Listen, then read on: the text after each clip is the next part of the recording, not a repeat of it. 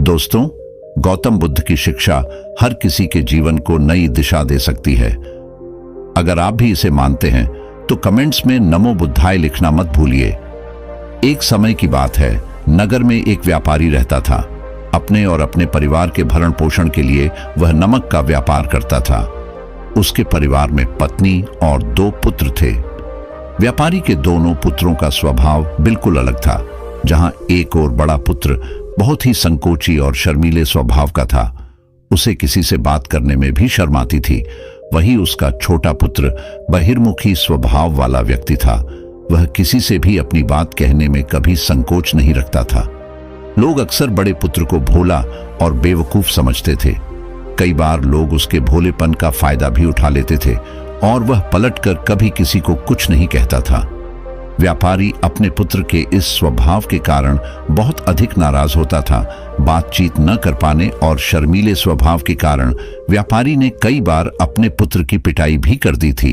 हालांकि इस वजह से उसके पुत्र का स्वभाव सुधरने के बजाय और भी खराब हो गया। बचपन से ही बड़ा पुत्र बेहद परेशान रहने लगा था। उसके अंदर आत्मविश्वास की कमी हो गई थी। परीक्षा में वह आते हुए प्रश्नों के उत्तर भी अपने डर के कारण नहीं लिख पाता था। इस कारण उसकी शिक्षा भी ठीक ढंग से नहीं हो पाई।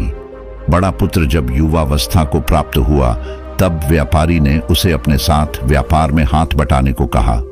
अपने पिता से डर के कारण वह व्यापार करने को तैयार हो गया, किंतु वह कई बार ऐसी गलतियां कर देता था जिससे व्यापारी बहुत अधिक नाराज हो जाता था। एक दिन व्यापारी किसी दूसरे काम के कारण शहर गया हुआ था। उस समय उसकी दुकान पर बड़ा पुत्र बैठा हुआ था। तभी कुछ लोग आए और उन्होंने बड़े पुत्र से कहा कि हमें तुम्हारे पिता ने भेजा है। उनका यह संदेश है कि इस समय दुकान में नमक की जितनी बोरियां रखी हुई है वह सब हमें दे दो। उन्होंने नमक की सभी बोरियों को शहर मंगवाया है। व्यापारी का पुत्र उनसे प्रश्न पूछने की हिम्मत जुटा ही रहा था कि वे दोनों आदमी दुकान के अंदर घुस गए और दुकान में जितनी भी नमक की बोरियां रखी थी सबको तांगे में रखा और लेकर चले गए। व्यापारी के पुत्र ने उन्हें रोकने का प्रयास किया, किंतु संकोच और शर्मीलेपन के कारण वह उन्हें कुछ कह नहीं पाया। उसने मन ही मन सोचा कि यदि मैं इन्हें नमक ले जाने से रोकूं तो पिताजी मुझ पर नाराज होंगे। कुछ समय बाद जब व्यापारी शहर से वापस आया तो खाली दुकान देखकर उसने अपने पुत्र से प्रश्न किया कि नमक की बोरियां कहां गई? यह दुकान इतना खाली खाली क्यों है? तब बड़े पुत्र ने धीमे स्वर में कहा कि कुछ लोग दुकान पर आए थे और उन्होंने मुझसे कहा कि आपने नमक की बोरियों को शहर मंगवाया है, और दुकान में से सारी बोरियों को निकाल कर लेकर चले गए। व्यापारी ने अपना सिर पीट लिया। उसने अपने पुत्र को दुकान से धक्का देते हुए कहा कि तू मूर्ख का मूर्ख ही रह जाएगा। वे लोग तुझे बेवकूफ बनाकर सारा सामान ले गए। तुमने मेरा बहुत भारी नुकसान करवा दिया। यहां से दूर भाग जाओ और घर वापस मत आना। यदि तुम वापस आए तो मैं तुम्हें पीट पीट कर सीधा कर दूंगा। व्यापारी का बड़ा पुत्र इस बात से बेहद दुखी हुआ। एक बार फिर उसके शर्मीले स्वभाव के कारण उसके पिता उससे और अधिक नाराज हो गए। साथ ही व्यापार में भी इतना नुकसान हो गया। उस समय नगर के सभी लोग व्यापारी के पुत्र पर हंस रहे थे और उसका मजाक बना रहे थे। उसे बहुत अधिक शर्मिंदगी महसूस हो रही थी। यही वह समय था जब उसने सोच लिया कि अब उसके जीवन में कुछ भी ठीक नहीं हो सकता है।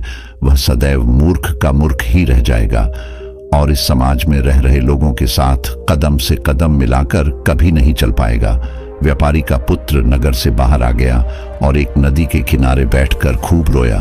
गहरे पानी को देखकर उसके मन में विचार आया कि अब उसके जीवित रहने का कोई फायदा नहीं है। उसने सोच लिया कि आज वह इस नदी में डूबकर अपने आप को समाप्त कर लेगा। असफल जीवन जीने से अच्छा है कि वह स्वयं को समाप्त कर ले। उसने जैसे ही नदी में छलांग लगाई, एक बौद्ध भिक्षु ने उसे बचा लिया और नदी से बाहर निकाल कर ले आए। व्यापारी का पुत्र बौद्ध भिक्षु पर नाराज होने लगा और कहने लगा कि तुमने मुझे क्यों बचाया? मैं इस असफल जीवन को जीना नहीं चाहता। बौद्ध भिक्षु ने उसे समझाया कि जीवन एक ही बार मिला है और यदि तुम जीवित ही नहीं रहोगे तो असफलता को खत्म करके सफल कैसे बनोगे? तब व्यापारी के पुत्र ने कहा कि मेरे जीवन बहुत अधिक समस्याएं हैं। यह सभी समस्याएं मेरे संकोची और शर्मीले स्वभाव के कारण हुई है। मैंने अपने पिता का नुकसान करवा दिया। मैं एक अच्छा पुत्र नहीं हूं। अपने स्वभाव के कारण मैं शिक्षा ग्रहण भी नहीं कर सका।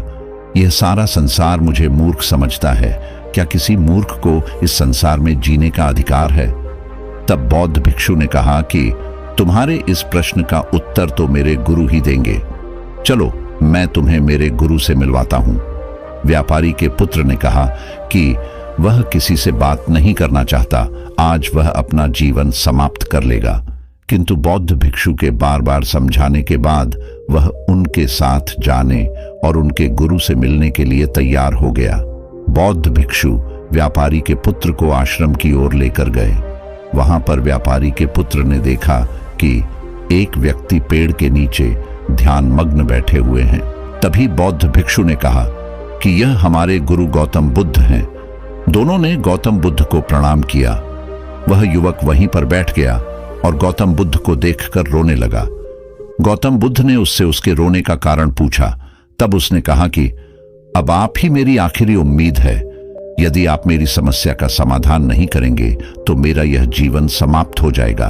गौतम बुद्ध ने व्यापारी के पुत्र से उसकी समस्या के बारे में पूछा। तब उसने बताया कि किस प्रकार वह बचपन से ही शर्मीले और अंतर्मुखी स्वभाव का है। इस कारण लोग उसे मूर्ख समझ लेते हैं और उसके पिता भी उससे प्रेम नहीं करते। तब गौतम बुद्ध ने युवक को शांत कराते हुए कहा कि मेरे पास तुम्हारी समस्या का समाधान है। तुम्हारा जीवन बहुत ही आसान हो सकता है। तब युवक ने कहा कि क्या सचमुच ऐसा हो सकता है? आप बहुत ही महान व्यक्तित्व प्रतीत होते हैं। आपके तो कई शिष्य हैं। हे गुरुदेव, मैं भी आपका शिष्य बनना चाहता हूं। क्या आप मुझे अपने शिष्य के रूप में स्वीकार करेंगे? गौतम बुद्ध ने कहा कि हाँ, अवश्य। युवक ने कहा कि ठीक है गुरुदेव, अब मुझे वह उपाय बताइए जिससे कि मेरा जीवन बदल जाए। गौतम बुद्ध बोले, किंतु उससे पहले तुम्हें मेरे कुछ महत्वपूर्ण कार्य करने होंगे। यदि तुम मेरा यह कार्य करो तब मैं तुम्हें कुछ ऐसे उपाय बताऊंगा जिनके कारण तुम्हारे जीवन में सब कुछ ठीक हो जाएगा और तुम्हारे पिता भी तुमसे प्रसन्न रहेंगे। गौतम बुद्ध ने उस युवक को कहा कि आज से 3 दिन बाद मैं तुम्हें ऐसे उपाय बताऊंगा जिससे तुम्हारा जीवन बदल जाएगा। किंतु 3 दिनों तक तुम्हें मेरे सभी कार्य करने होंगे। मैं जैसा जैसा कहूंगा, यदि तुम वह कार्य को करने में सफल रहे तो तीसरे दिन के बाद तुम्हारा जीवन बदल जाएगा। तुम्हारा पहला दिन कल से शुरू होगा। अभी जाओ और आश्रम में ही आराम करो। अगले दिन व्यापारी का पुत्र गौतम बुद्ध के पास पहुंचा और कहा कि हे गुरुदेव, मुझे पहले दिन का कार्य बताइए। तब गौतम बुद्ध ने कहा कि आज तुम्हें 10 अजनबी व्यक्तियों से बातचीत करनी है और उनका हाल जानना है। इसका लेखा जोखा शाम तक लेकर आना। व्यापारी के पुत्र को बड़ा ही संकोच महसूस हुआ, किंतु उसने गौतम बुद्ध को हाँ कह दिया। वह निकल पड़ा 10 अजनबी लोगों से बातचीत करने। शुरू में उसे बहुत अधिक संकोच हुआ। कई लोग तो उसे डांट कर भगा देते थे। उसके सामने अपना जीवन बदलने का यही एक उपाय था। आखिरकार कोशिश करते हुए उसने 10 अजनबी लोगों के नाम और उनके व्यापार का लेखा जोखा प्राप्त कर लिया। शाम को जब वह गौतम बुद्ध के पास पहुंचा तो प्रसन्नता के साथ उसने गौतम बुद्ध को बताया कि आज का कार्य उसने सही ढंग से पूरा कर लिया है। कुछ लोग तो उसके मित्र भी बन गए हैं। दूसरे दिन फिर वह युवक गौतम बुद्ध के पास पहुंचा। तब गौतम बुद्ध ने कहा कि आज का कार्य है, तुम आश्रम में रह रहे 10 शिष्यों को संबोधित करते हुए उन्हें जल के उपयोग के विषय में पढ़ाओ। गौतम बुद्ध की बात सुनकर व्यापारी का पुत्र हक्का बक्का रह गया। उसने कहा कि आप मुझसे किस प्रकार का कार्य करवा रहे हैं? मैं अपनी शिक्षा ठीक से पूरी नहीं कर पाया हूं। मैं यह कार्य नहीं कर पाऊंगा। तब गौतम बुद्ध ने कहा कि ठीक है, तब मैं तुम्हें उपाय भी नहीं बताऊंगा। व्यापारी के पुत्र ने प्रार्थना करते हुए कहा कि आप जानते हैं मेरी शिक्षा अधूरी है, फिर मैं किस प्रकार बालकों को शिक्षा दे सकता हूं? गौतम बुद्ध ने मुस्कुराते हुए कहा कि यहां सिर्फ मैं जानता हूं कि तुम्हारी शिक्षा अधूरी है, वे बालक नहीं जानते। तुम रोज अपने जीवन में जल का उपयोग करते हो, यही सब बातें जाकर उन बालकों को बतानी है। आखिरकार व्यापारी के पुत्र के पास कोई रास्ता नहीं बचा। हिम्मत जुटाकर वह उन बालकों के पास पहुंच गया। शुरू में तो उसके हाथ पैर कांप पर रहे थे, किंतु आखिरकार उसने जल की विशेषताओं के बारे में बताना प्रारंभ कर दिया। उसने बालकों को जल की 5 विशेषताएं बताई और जल्दी से वहां से भाग आया। गौतम बुद्ध के पास आकर उसने कहा कि बहुत अधिक डर लग रहा था, किंतु मैंने बालकों को जल की 5 विशेषताएं बता दी हैं। गौतम बुद्ध ने कहा कि जो एक बार फिर कोशिश करके आओ।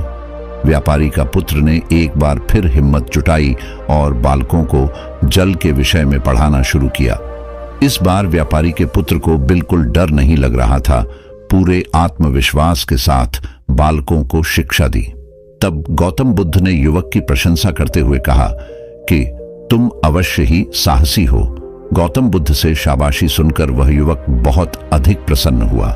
युवक तीसरे दिन जब गौतम बुद्ध के पास आया तो गौतम बुद्ध ने उससे कहा कि आज का कार्य तुम्हें थोड़ा अजीब लग सकता है, किंतु आज तुम्हें अपने पिता से मिलने जाना है। गौतम बुद्ध की यह बात सुनकर वह युवक बहुत अधिक डर गया। उसने कहा कि नहीं नहीं, मैं अपने पिता के सामने नहीं जाऊंगा। गौतम बुद्ध ने कहा कि ठीक है, तब मैं तुम्हें उपाय भी नहीं बताऊंगा। आखिरकार उस युवक को गौतम बुद्ध की बात माननी पड़ी। गौतम बुद्ध ने उसे समझाया कि अपने पिता के पास जाकर उनसे क्षमा मांगना और कहना कि तुम्हें एक और अवसर दे, ताकि तुम स्वयं को बुद्धिमान साबित कर सको। उसे युवक ने बड़ी हिम्मत के साथ अपने पिता का सामना किया और उनसे क्षमा मांगी। आखिरकार व्यापारी ने अपने पुत्र को क्षमा कर दिया और उसे दूसरा अवसर देने के लिए तैयार हो गए। व्यापारी का पुत्र गौतम बुद्ध के पास आया और उसने जब उपाय के बारे में जानना चाहा, तब गौतम बुद्ध ने कहा कि तुमने स्वयं ही अपना उपाय खोज लिया है। तुम किसी से बात नहीं कर पाते थे, शर्मीले थे। सब कुछ तुम्हारे मन में बैठा हुआ डर था। हम कितने आत्मविश्वासी हैं, कितने शर्मीले हैं और हमारे अंदर कितना डर है, यह सिर्फ हमें पता होता है। बाहरी दुनिया में किसी को नहीं पता होता है। बाहरी दुनिया में हम स्वयं को जिस प्रकार का दिखाते हैं, लोग हमें इस प्रकार का समझते हैं। अगर तुम आत्मविश्वासी नहीं हो तो भी अनजान व्यक्तियों के सामने यदि आत्मविश्वासी होने का अभिनय करो तो किसी को पता ही नहीं चलेगा कि तुम कौन हो। वह युवक समझ चुका था कि गौतम बुद्ध उसे क्या बताना चाह रहे हैं। गौतम बुद्ध को धन्यवाद किया और उनसे वादा किया कि वह जीवन में सफल होकर दिखाएगा।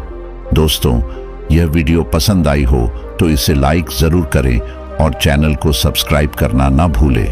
आपके आसपास भी कोई ऐसा शर्मीला और संकोची स्वभाव का व्यक्ति है तो उसे यह वीडियो जरूर शेयर करें ताकि उसकी सहायता हो सके।